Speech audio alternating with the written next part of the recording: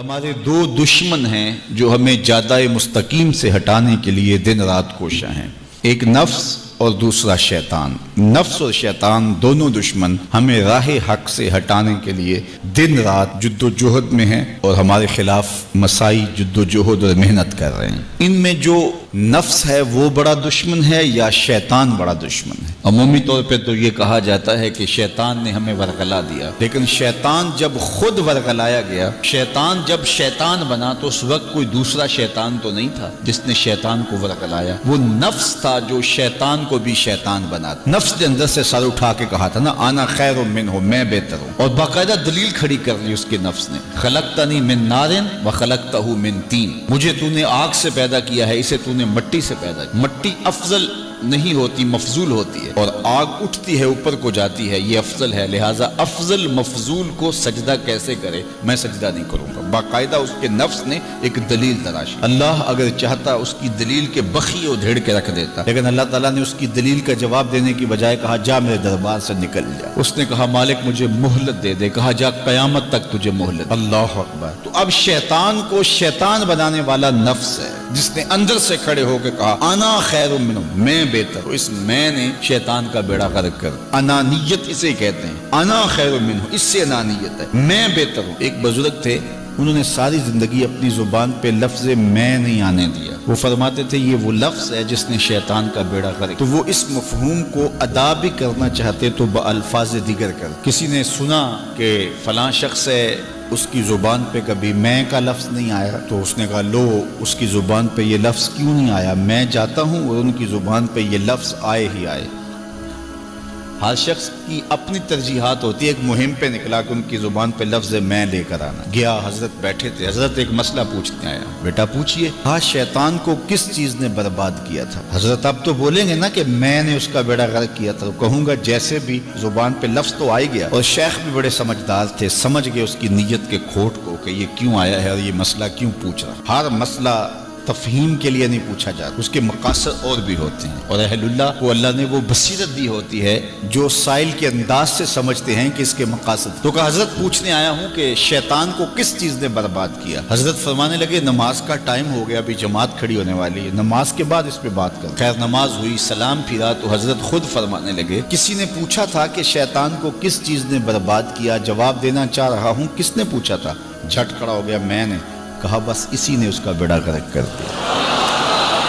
تو انانیت میں جو ہے یہ شیطان کو شیطان بنانے والی، نفس جس نے اندر سے سر اٹھایا اور کہا انا خیر منہ، میں بہتر ہوں، تو یہ شیطان کو شیطان بنانے والا نفس ہے۔ تو نفس شیطان سے بھی بڑا دشمن۔ اب ہمارے ساتھ دو بڑے دشمن لگے ہوئے، ایک شیطان اور دوسرا نفس، اور دونوں ہمارے باطن کو اجاڑنے کے لیے، ہمارے من کو بے چراغ کرنے کے لیے، ہمارے اندر کی روشنیاں بجھانے کے لیے دن رات کوشش۔ ایک تنہا ناتواں اکیلی جاں، دو دشمنوں کے نرغے میں، اور دونوں دشمن بڑے تگڑے اور بہت طاقتور، اور ہر وقت ہمارے اوپر حملہ آور۔ الشیطان جاسم علی قلب ابن آدم فاذا ذکر اللہ خنس واذا غفل وسوس۔ حضرت نبی رحمت صلی اللہ علیہ وآلہ وسلم نے ارشاد فرمایا شیطان اولاد آدم کے دل پہ قبضہ جماتا ہے، اور جب بندہ غافل ہوتا ہے تو یہ وسوسے ڈالتا ہے، اور جب بندہ اللہ کا ذکر کرتا ہے تو یہ بھاگ جاتا ہے۔ تو شیطان وسوسہ اندازی کرتا ہے، باطن کو اجاڑتا ہے، من کو لوٹتا ہے۔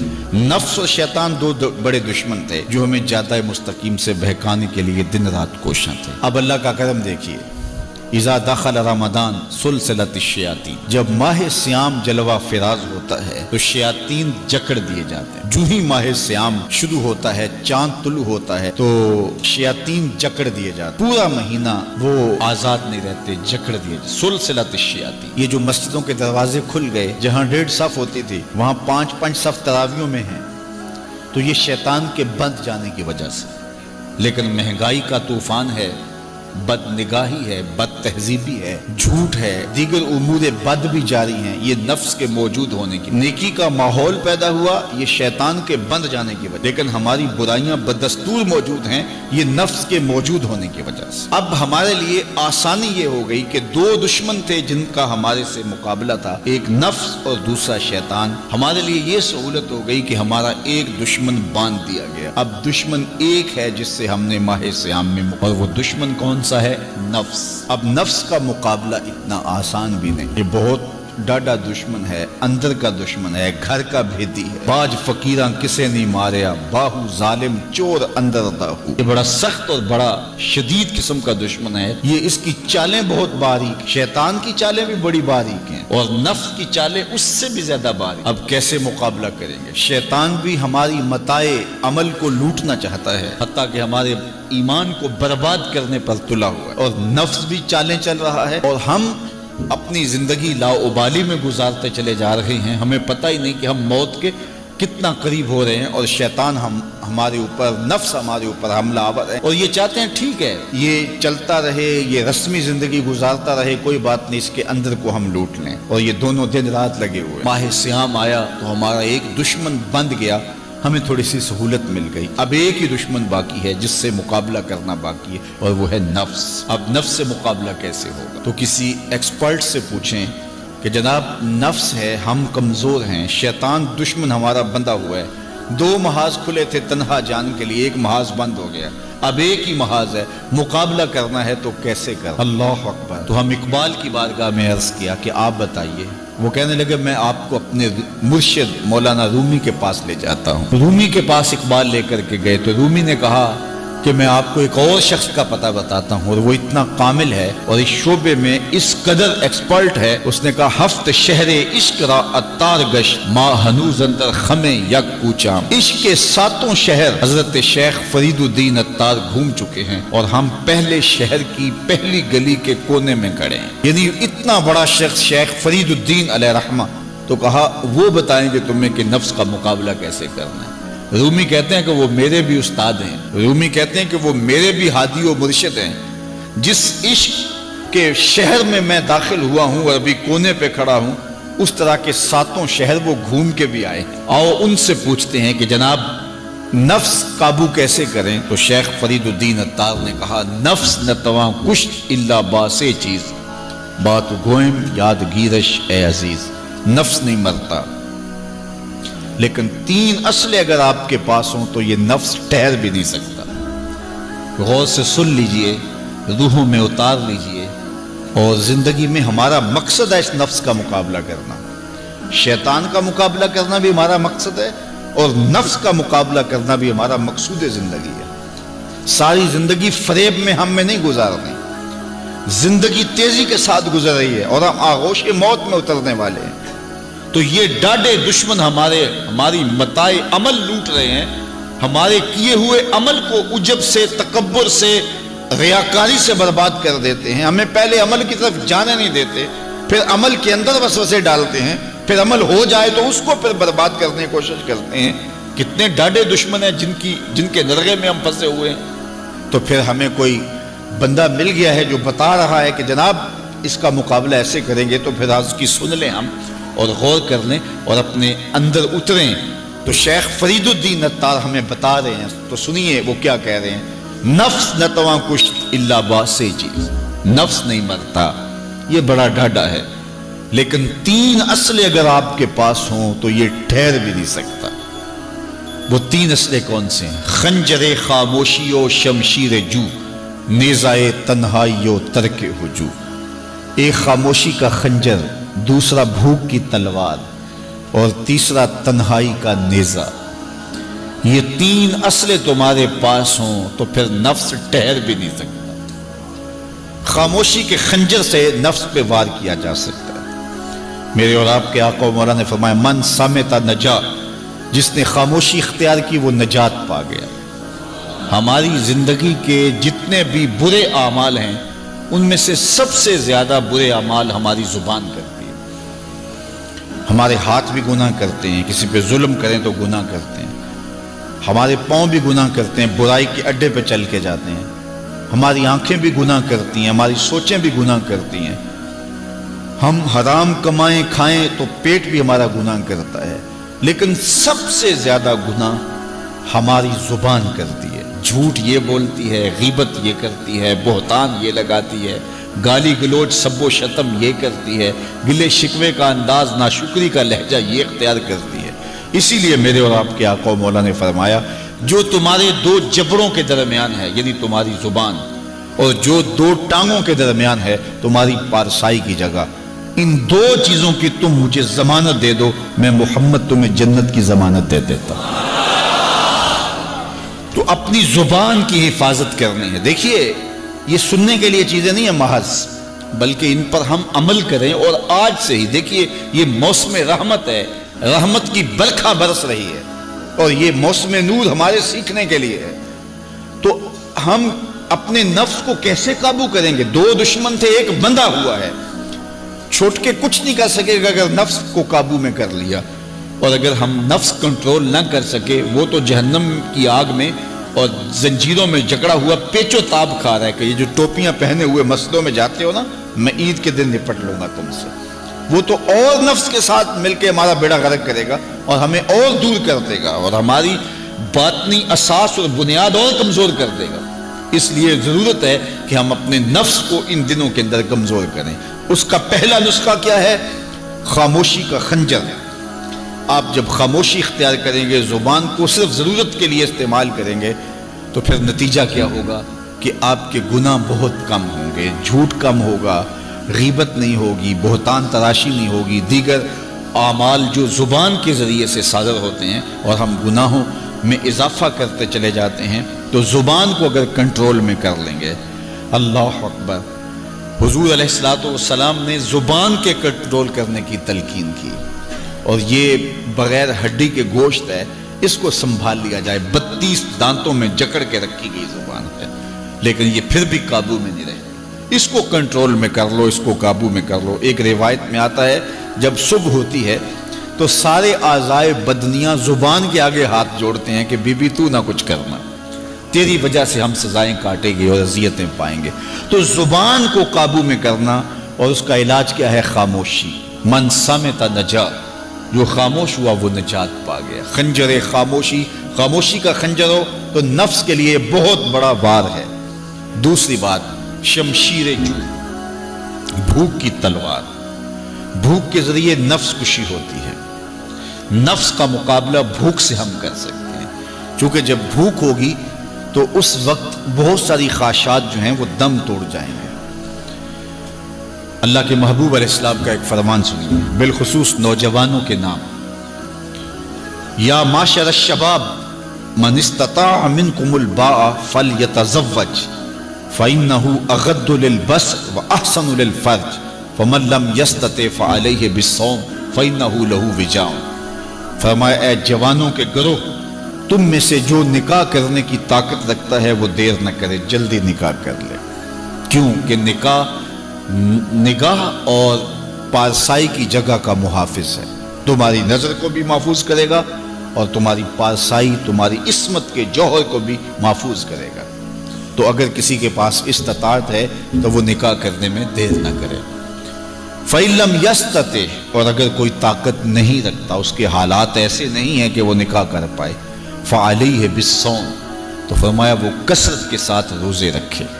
فَإِنَّهُ لَهُ وِجَاءٌ، روزے اس کے لیے قاطع شہوات ہیں اور اس کی مشکلیں آسان کرنے والے ہیں۔ تو نوجوانوں کو اگر استطاعت نصیب ہو جائے تو وہ شرم نہ کریں، وہ نکاح کی طرف بڑھیں تاکہ ان کی عصمت کے جوہر کی حفاظت ہو سکے۔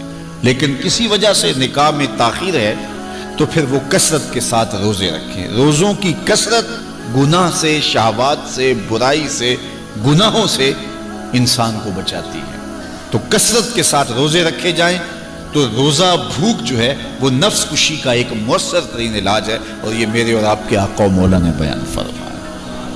تو بھوک کی تلوار جو ہے یہ نفس کشی کا ایک مؤثر ذریعہ ہے، اور نفس کا سر کاٹنے کے لیے بھوک کی تلوار ہمیں ہر وقت حمائل کیے رکھنی چاہیے، اور ہر وقت اپنے ساتھ لٹکا کے رکھنا چاہیے۔ کثرت کے ساتھ ہمیں روزے رکھنے چاہیے۔ تیسری بات فرمایا نیزہ تنہائی، تنہائی کا نیزہ۔ جب آپ عمومی طور پہ مجلسی زندگی میں ہوں گے تو بہت ساری خطائیں اور بہت سارے گناہ مجلسی زندگی میں آپ سے سرزد ہوں گے، تو جب آپ تنہائی اختیار کر لیں گے تو بہت سارے گناہوں سے بچ جائیں گے۔ حضرت شاہ نقشبند بخاری علیہ رحمہ فرماتے ہیں کہ فقیر کے لیے سب سے بہتر جگہ اللہ کا گھر مسجد ہے، یا پھر کامل شیخ کی صحبت ہے، یا پھر تنہائی ہے۔ چوتھی جگہ سوائے ہلاکت کی اور کچھ نہیں ہے۔ العافیۃ فی العزلہ، عزلت میں، تنہائی میں عافیت رکھی گئی ہے۔ اس لیے اپنے آپ کو ایسے ہجوم میں، ایسی جگہوں پہ لے جانے سے روکیں، اپنے آپ پر ضبط کریں جہاں نظر پاک نہیں رہتی، جہاں خیال کی پاکیزگی کا سامان نہیں رہتا، اور جہاں آپ کی جو ہے وہ آپ کی زبان محفوظ نہیں رہتی۔ دوستوں کے ساتھ بیٹھیے، آپ عزیزوں رشتہ داروں کے پاس جائیے، ضرور ملاقات کیجیے، لیکن اس کا ایک اعتدال ہونا چاہیے۔ اگر آپ سمجھتے ہیں کہ کسی جگہ جاتے ہوئے، کسی جگہ پہنچ کر آپ کی نظر میں پاکیزگی نہیں رہے گی، خیالات میں گندگیاں گردش کرنے لگ جائیں گی، سوچوں میں آوارگی آنے لگ جائے گی، تو وہ شادی کی تقریب ہو یا کوئی اور تقریب ہو، وہاں جانے سے اپنے آپ کو روک لیں، کیونکہ وہاں جا کے آپ اپنا کوئی فائدہ نہیں کر رہے، اپنا نقصان کرنے جا رہے ہیں۔ تو جہاں آپ کو یقین ہو کہ آپ وہاں اپنے آپ کو بچا نہیں پائیں گے، اپنی حفاظت نہیں کر پائیں گے، تو وہاں سے تنہائی بہتر ہے، وہاں سے عزلت بہتر ہے۔ تو یہ تین چیزیں ہم اگر کر لیں تو یہ نفس کشی کا ایک مؤثر ذریعہ ہے۔ اب ماہ صیام کے اندر اللہ تعالیٰ یہ تینوں چیزیں ہمیں نصیب کرتا ہے۔ ہم زیادہ بولتے نہیں ہیں، روزے سے ہوتے ہیں، بلکہ فرمایا اگر تم سے کوئی شخص بحثے، کوئی الجھے، کوئی لڑائی کرنا چاہے، بدتمیزی کرے، تو اس سے کہو انی صائم، میں روزہ رکھا ہوا ہے۔ اور اسی طرح بھوک تو میسر ہوتی ہی ہوتی ہے، اور تیسری بات کہ عزلت بھی میسر ہو جاتی ہے، اس میں آپ ذکر کے لیے، فکر کے لیے، روزے میں آپ تلاوت کلام مجید کے لیے تنہائی اختیار کرتے ہیں۔ تو گویا روزہ ایک ایسی تربیتی ورکشاپ ہے کہ جس کے ذریعے سے آپ کے نفس کی تہذیب ہو جاتی ہے۔ جب نفس قابو میں آ گیا، نفس کنٹرول میں آ گیا، نفس کو آپ نے کمزور کر لیا، تو شیطان چھٹ کے بھی کچھ نہیں کر سکے گا، کیونکہ شیطان ہمارے اوپر حملہ کرتا ہے نفس کے ذریعے سے۔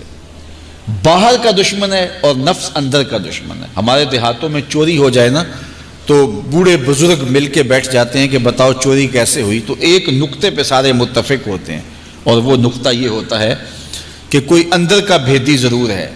جب تک کوئی اندر کا بندہ نہیں تو باہر سے کوئی آ کے از خود چوری نہیں کر سکتا، تو کوئی اندر کا بندہ ضرور موجود ہے۔ نفس اندر کا بھیدی ہے اور شیطان باہر سے آ کر حملہ آور ہونے والا ہے۔ اس لیے شیطان کو اندر آنے کا موقع نفس دیتا ہے۔ نفس کو ہی کمزور کر لیجئے، وہ آپ کا ساتھی بن جائے، نفس امارہ، نفس مطمئنہ بن جائے، اور وہ نفس جو برائی کا حکم دیتا ہے وہ نفس امارہ کہلاتا ہے، اور جب وہ کثرت ذکر سے، عبادت سے نفس مطمئنہ بن جاتا ہے تو پھر وہ شیطان کے لیے رکاوٹ کا ذریعہ بن جاتا ہے اور آپ کی زندگی محفوظ ہو جاتی ہے۔ اور یہ ہمارا کام ہے، یہ ہمارے کرنے کا وظیفہ ہے۔ دیکھیے حضرت انسان کو اللہ نے اختیار دیا، زندگی دی، فہم دیا، ادراک دیا، گناہ کی قوتیں اور نیکی قوتیں ساری اس کے ساتھ لگی ہوئی ہیں۔ اس نے صرف ایک لا ابالی شخص کی طرح زندگی نہیں گزارنی کہ جو سامنے آ گیا کھا لیا اور جو زبان پہ آ گیا بول دی، ایسا نہیں ہے۔ یہ تو انسان ہے، اس کو تو اپنی زندگی کی راہیں خود متعین کرنی ہے کہ میری دنیا آخرت کے لیے نفع بخش کیا چیز ہے اور نقصان دہ کیا چیز ہے۔ انا ہدیناہ السبیل اما شاکرا و اما کفورا، کہ ہم نے اس کو دونوں راہیں دکھا دی، وہدیناہ النجدین، اس کو پتہ ہے یہ اچھائی ہے یہ برائی ہے، اس نے اس سے اجالنا ہے اپنے اندر کو اور اپنے باطن کو سنوارنا ہے۔ تو ماہ صیام ہمارے لیے موسم رحمت اور موسم نور ہے جو ہمارے اندر کی روشنی کا سبب اور ذریعہ ہے۔ تو آئیے یہ موسم اللہ نے ہمیں نصیب کیا، قرآن مجید کی کثرت سے تلاوت کریں، نفس کمزور ہوگا، تنہائی اختیار کریں، نفس کمزور ہوگا، اپنی زبان پہ قابو کر لیں، نفس کمزور ہوگا، بھوک تو ہم روزے کی وجہ سے کاٹتے ہی کاٹتے، نفس کمزور ہوگا۔ اب شیطان چھٹ کر بھی عید کے دن ہمارا کچھ بگاڑ نہیں سکے گا اگر ہم نے اپنے نفس پہ قابو پا لیا، اور اگر نفس پہ قابو نہ پا سکے تو شیطان تو پھر پیچ و تاب کھا رہا ہے، اور وہ ہمارے اوپر پھر اور زور و شور کے ساتھ حملہ ہوگا اور ہماری متاع عمل کو لوٹ لے گا۔ تو پھر کیا فائدہ ہوا کہ سارے مہینے کی محنت کی، عید کے دن، عید سے 4-5 دن بعد ہم نے لٹا دی، تو فائدہ کیا ہوا؟ اللہ نے اس عورت کی مثال بیان کی ہے قرآن میں جس کا توازن ذہنی ٹھیک نہیں تھا، اور وہ سارا دن سوت کاٹتی رہتی تھی اور شام کو اپنے ہاتھوں سے توڑ دیتی تھی۔ تو کہا کہیں ایسا نہ کرنا کہ تم بھی اس عورت کی طرح ہو جاؤ کہ اپنے ہاتھ سے کاتا ہوا سوت اپنے ہاتھوں سے ہی توڑ دو۔ پورا مہینہ بھوک کاٹی، پیاس کاٹی، تکلیفیں گوارا کی، اور شام کو جو ہے وہ اپنے ہاتھ سے ہی وہ سوت کاٹنے والی خاتون سوت توڑ دیتی ہے۔ تو کہیں ہم بھی ایسے نہ ہو جائیں کہ مہینے کی محنت ہر سال عید یا عید کے چند دن بعد برباد کر لیں، پھر اگلے سال مہینے کی محنت کریں، پھر عید کو برباد کر دیں، تو کیا فائدہ ہوا؟ تو ہم نے جو نعمت سمیٹی ہے، جو چیز دی ہے، جو چیز حاصل کی ہے، اس کو جذب کر لیں روح کے اندر، اس کو اپنے من کے اندر اتار لیں۔ اہل ایمان کو ایک دعا تلقین کی گئی ہے، وہ کیا دعا کرتے ہیں؟ ربنا لا تزغ قلوبنا بعد اذ ہدیتنا، اے اللہ ہدایت کے بعد ہمارے دل کو پھر دوبارہ ٹیڑھا نہ کر دینا۔ اگر ہدایت دی ہے تو وہ نصیب ہی رہے، وہ من میں جذب ہو جائے، وہ روح میں اتر جائے۔ تو میں اور آپ اپنی زندگی کو اللہ اور اس کے رسول کے نام پہ لگایا ہے، تو پھر اپنی ساری زندگی کو اللہ اور اس کے رسول کے نام